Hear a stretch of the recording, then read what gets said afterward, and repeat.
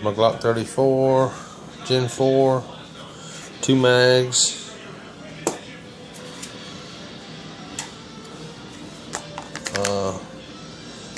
Spent brass from where it was zeroed at the factory. It's been polished. The barrel's been polished. It's got true glow sights on it. True glow sights.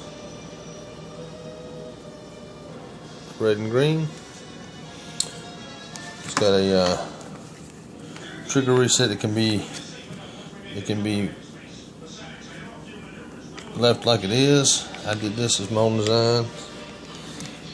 It only goes back up to where it resets at.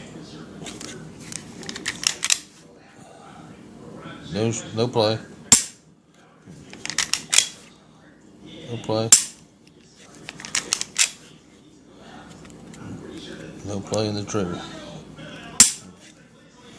Or it can be converted back to stock within about a minute and a half.